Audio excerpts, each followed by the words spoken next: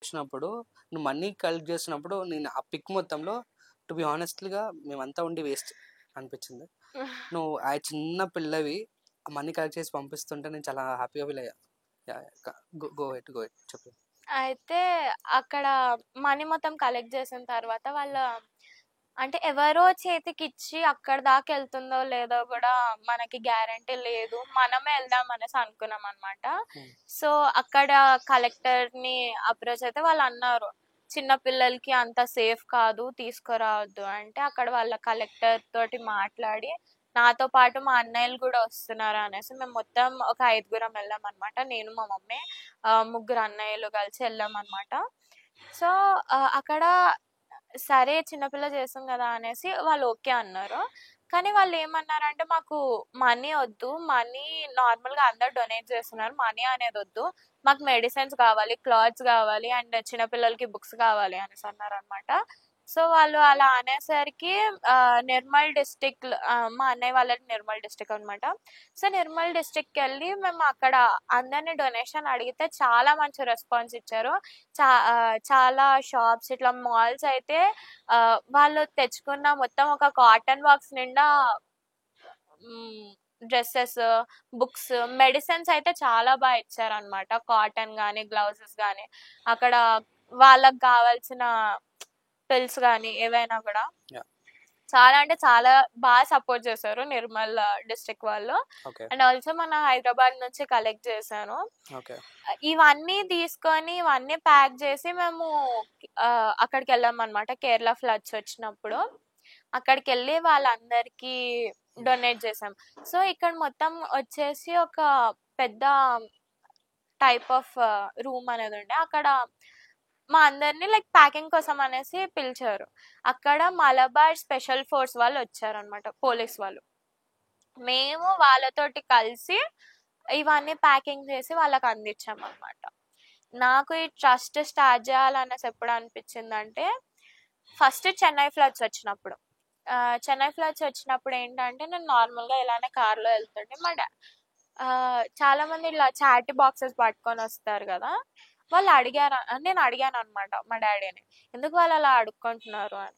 మా డాడీ అన్నాడు అది అడుక్కోవడం కాదు నాన్న, వాళ్ళు ఒకరికి హెల్ప్ చేయాలనుకుంటున్నారు కాబట్టి మనం తోచినంత మనకి ఒకవేళ అది మన దగ్గర ఉంటే ఒక 1 రూపీ అయినా కూడా వాళ్ళకి యూస్ఫుల్ అవుతుంది అనేసి మనం ఇవ్వాలి, అంతేగాని వాళ్ళని తిట్టద్దు, ఆర్ఎల్స్ వాళ్ళు అడుక్కుంటున్నారు అనేసి వాళ్ళని తక్కువగా చూడొద్దు అనేసి.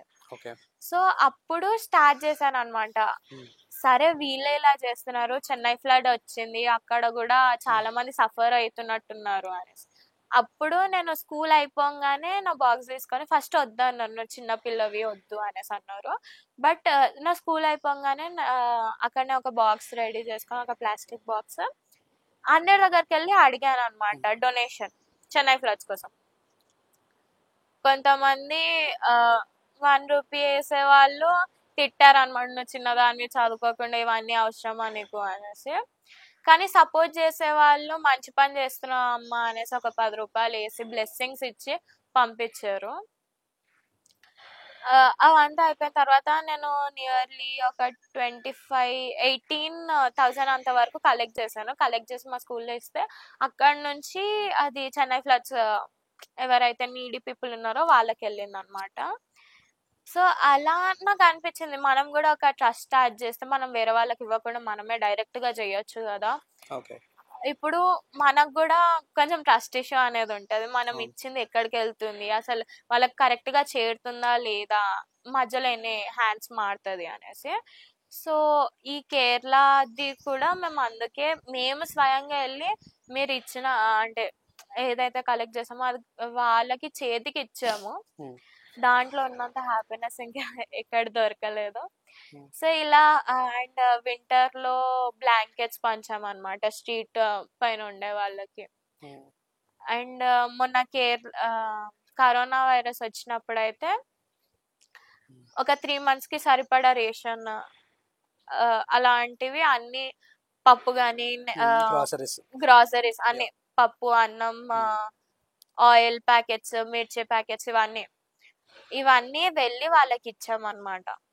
అది కూడా లైక్ స్పెసిఫిక్ గా డైలీ వేజెస్ వాళ్ళకి ఇచ్చామన్నమాట. డైలీ వేజెస్ అంటే ఇప్పుడు సినీ ఫీల్డ్ లో డైలీ వేజెస్ ఎలా అంటే లైట్ మ్యాన్స్ కానీ ఎవరైనా కూడా వాళ్ళకి షూట్ ఉంటేనే ఒక పూట కడుపు నిండుతుంది, అవును. వాళ్ళకి ఫుడ్ అనేది ఉంటుంది కాబట్టి. సో అలాంటి డైలీ వేజెస్ కోసం ఇచ్చామన్నమాట మేము మొత్తం కలెక్ట్ చేసి. ఓకే. డైలీ వేజెస్ అంటే ఈ కరోనా వల్ల చాలా షూట్స్ అన్ని ఆగిపోయాయి, ఎవరికి ఎక్కడ పని లేదు, Yeah. పనికి సారీ పని ఎక్కడ దొరకలేదు. అవును. సో వాళ్ళకి ఫైనాన్షియలీ ప్రాబ్లం ఉంటుంది. ఫైనాన్షియల్ గా ప్రాబ్లమ్, కరోనా వైరస్ అనేది చాలా ఎఫెక్ట్ ఇచ్చింది మన అందరికి, అవును. ఫుడ్ కానివ్వండి ఏదైనా కూడా. అవును. సో నేను బాక్సెస్ పెట్టాను అనమాట తెలిసిన షాప్స్ లలో. అక్కడ నుంచి వచ్చిన మనీ తోటి అండ్ నేను షూటింగ్ చేసినప్పుడు వచ్చిన మనీ తోటి అన్ని నేను గ్రాసరీస్ కలెక్ట్ చేశాను అనమాట. గ్రాసరీస్ తీసుకొని 3 months కి సరిపడా గ్రాసరీస్ ఇచ్చాను అనమాట. ఓకే. అలా ఆల్మోస్ట్ లైక్ నీకు వచ్చిన రెమ్యునేషన్ మొత్తం కూడా దీనికే పెడుతున్నావు. అసలు ఎవరైనా ఉంటే వాళ్ళ వచ్చిన ఇన్కమ్ని వాళ్ళు సంపాదించుకొని బ్యాగ్ పెట్టుకుందాం అనుకోరు. ఎందుకు అలా? ఎందుకు ఇవన్నీ చేయడం ఎందుకు? ఇప్పుడే ఎందుకు అని అంటే ఏమంటావు? నేను చేసి అంటే లైక్ నేను మూవీస్కి వెళ్ళినప్పుడు కానీ ఏదైనా ఎక్కడికి వెళ్ళినప్పుడు పేమెంట్ వచ్చిన పేమెంట్ వచ్చింది 70 to 80% మొత్తం నేను చారిటీ వీటికే ఇస్తానన్నమాట. ఎందుకంటే మనకి ఉంది అండ్ ఆల్సో మనం చేస్తున్నాం కాబట్టి మనకంటూ కొంచెం లైక్ మనం సర్వైవ్ అవ్వడానికి మనకి తగినంత ఉంది. కానీ కొంతమంది ఉంటారు వాళ్ళకి సర్వైవ్ అవ్వడానికి మనీ ఉండదు, ఆర్ ఎల్స్ వాళ్ళకి ఫుడ్ ఉండదు, కరెక్ట్ గా వాళ్ళు వాళ్ళ లైఫ్ ని సర్వైవ్ చేయాలంటే వాళ్ళకి ఫుడ్ కానీ క్లోత్స్ కానీ ఏవి ఉండదు. సో మనకు కావాల్సినంత మనం ఉంచుకొని వేరే వాళ్ళకి ఇస్తే వాళ్ళ లైఫ్ కూడా కొంచెం మంచిగా బాగుంటది కదా. ఈ థాట్ ప్రాసెస్ వచ్చడం చాలా గ్రేట్. అండ్ నీకు వచ్చిన రెమ్యునేషన్లో 80% ఇవ్వడం అనేది ఇంకా గ్రేట్. అంటే ఇన్స్పైరింగ్ మీ నాన్నగారా లేకుంటే మమ్మీయా డాడీయా? డాడీ మమ్మీ ఎప్పుడు ఒక మాట అంటారు అనమాట, నీ దగ్గర ఆకలి కోసం లేకపోతే వాళ్ళకి నీడ్ కావాల్సి వచ్చి నీ దగ్గర నీకు ఉన్నంతలో నీకు ఎంతైతే సరిపోతుందో నువ్వు ఉంచుకో, కానీ ఒకవేళ అది నీకు సరిపడ దానికన్నా ఎక్కువ ఉంటే వాళ్ళకి ఇవ్వు, వాళ్ళకి కూడా అవసరం ఉంటుంది, వాళ్ళకి కూడా వాళ్ళ లైఫ్స్ ఉంటాయి కదా, వాళ్ళు కూడా సర్వైవ్ అవ్వాలి కదా. మమ్మీ డాడీ ఏం చేస్తుంటారు నార్మల్ గా? నేను అడిగా అంటే ఇప్పుడు నేను ఇవన్నీ చేస్తున్నాం అంటే మన బ్యాక్గ్రౌండ్ మనం బాగా డబ్బులు ఉన్న వాళ్ళమై ఉండాలి, లేదా మన ఇంకా పెద్ద ఆస్తులైనా ఉండాలి. ఎందుకంటే ఇప్పుడు నువ్వు ఇవి చేస్తున్న పనులు కానీ ఇవి చేసేవన్నీ కానీ దాంతో అన్ని మనీతో ముడిపడి ఉంటుంది టు బి ఆనెస్ట్ గా చెప్పాలంటే. సో అంత బ్యాక్గ్రౌండ్ మనీ ఉందా? లేదనే. మమ్మీ హౌస్ వైఫ్, డాడీ వచ్చేసి డాక్యుమెంట్ రైటర్. నేను ఎంత ఏది చెయ్యాలన్నా వద్దనకుండా నన్ను చాలా అంటే చాలా సపోర్ట్ చేస్తారు నా పేరెంట్స్ అయితే. హాల్ మొత్తం నీకే ఇచ్చారు. మమ్మీ వచ్చేసి డాడీ ఫైనాన్షియల్ గా ఎంత కష్టం ఉన్నా గానీ నా డ్రీమ్స్ ఆగద్దు అనేసి నాకు చాలా అంటే చాలా సపోర్ట్ చేస్తారు. మమ్మీ వచ్చేసి తనకి ఎంత సఫర్ అయినా కూడా నేను నా డ్రీమ్స్ గురించి ఆగద్దు అనేసి నన్ను ఎప్పుడు ఎక్కడికి తీసుకెళ్లాలన్నా మా మమ్మీ తీసుకెళ్తుంది అనమాట.